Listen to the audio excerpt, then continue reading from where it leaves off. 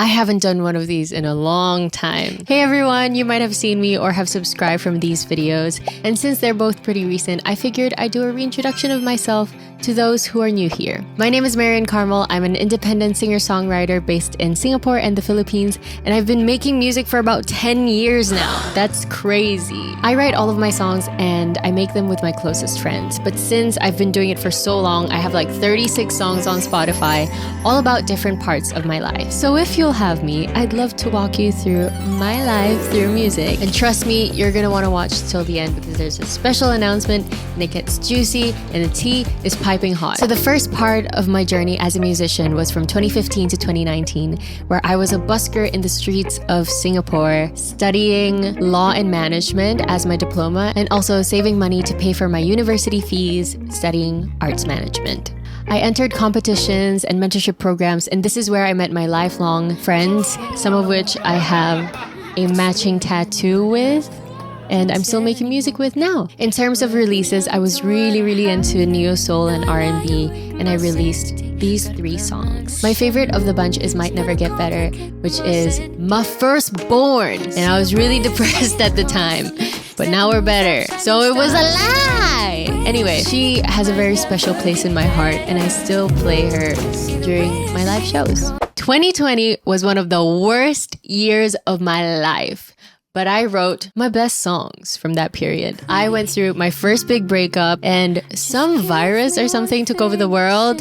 I had to stay with 3 of my other family members and 1 dog in 1 studio apartment, and shit was bad. I didn't have a place to grieve that breakup, so I wrote songs in the balcony of that studio apartment. Thank God we even had a balcony. Sometimes in the toilet. And I even recorded stuff in the storeroom. Girl, I was in the trenches. Anyway, the songs that I wrote became my first album, To You, To Me, which has 8 songs, and they're all letters from my exes and also to myself as a way to remember all the lessons that I've learned. In 2021, I graduated from arts management. The rest of my family moved back. I decided to stay in Singapore, and that was what I think is the start of my adult life. I started renting, and yeah, it was tough. Anyway, the silver lining in all of this is that my schoolmate in university, Charlie Kurata, also turned out to be my neighbor, and then we started hanging out every day. We'd make music, and it was the best time of my life. But then after we graduated, he moved back to France because he's French-Japanese,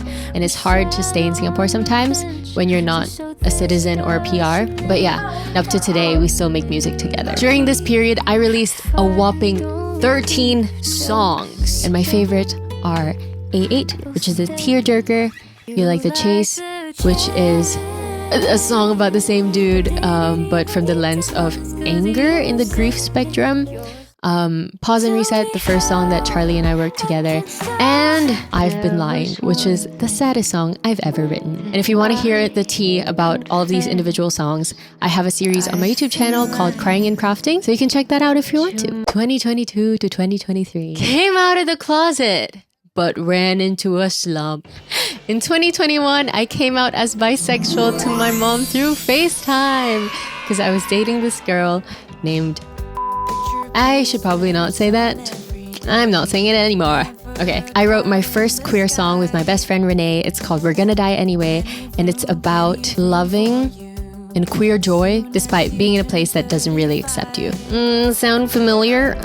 This song became so much bigger than we thought it would be. We got to play it at Singapore's Pride protest, Pink Dot. I started playing different festivals that year. People started showing up for the shows, and the community was growing.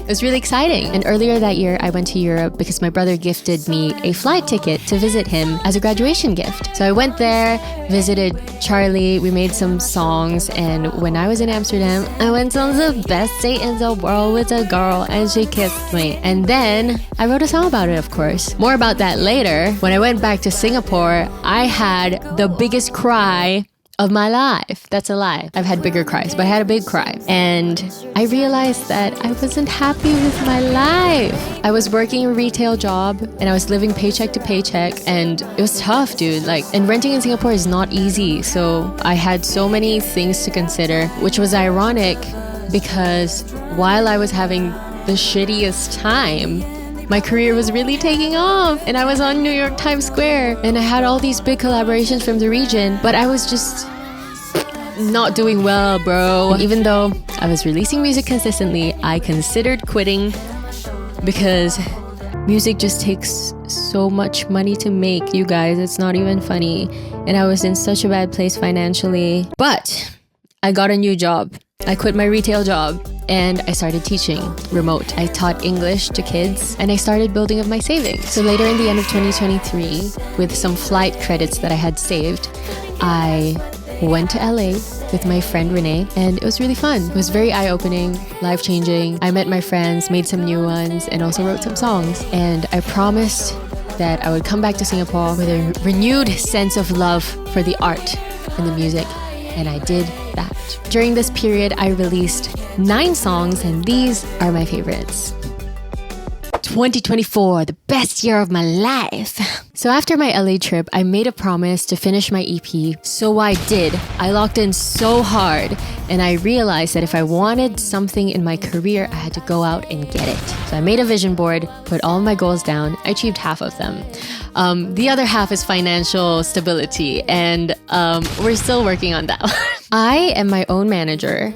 So I emailed all of these people and landed on my dream stages and also went on tour with my friends Renee and Lulo. We went on the Lily Pad tour and we met so many amazing people around the region. It was my first regional tour. That really made me realize that my community is out there and that the music that I make speaks to people. Anyway, all of this was self-funded and self-organized, and we did Singapore's first roller skating concert. I am so proud of that, and honestly, it was like one of the best nights of my life.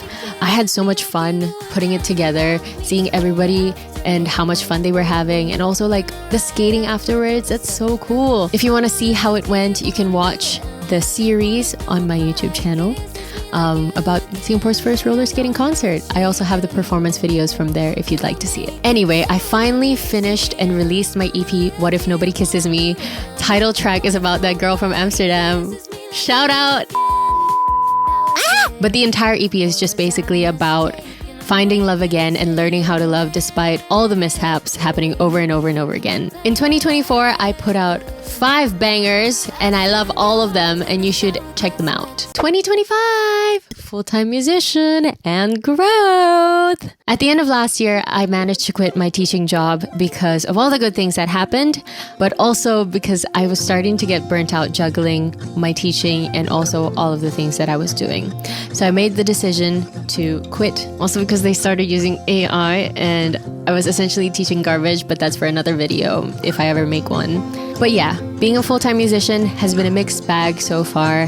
The good months are really good, the bad months are really bad. And as a person who is renting in Singapore, that is not good news. My 2025 New Year's resolution is to put out a video every Monday, and it's been 15 Mondays so far, which means 15 videos. So we've seen a lot of growth on social media, which is great. Yay! My YouTube goals are almost done, but these are the rest of my goals for the rest of the year. I have these goals and I have that New Year's resolution because I want to prove to myself that I can be consistent and that I can trust myself in the dreams that I want to achieve. I've never really done music full-time without doing anything else. So doing this has been kind of scary, but it's been so rewarding because I don't have to like break my back and essentially work like 14-hour days. And I have a regular sleep schedule now, which is great. And I have space to create and write. I'm going for my first overseas songwriting camp and I'm so excited. I put that on my vision board and it's gonna happen. Also, another thing on my vision board that we've already ticked off, I'm going on tour and it's called We're hitting and also 3 cities. And I'm so excited. There's a song that's coming out called of the whole tour. So it's super exciting. Earlier in February of this year, my partner and I moved into a new apartment and now we have a studio and I'm not working next to my bed anymore.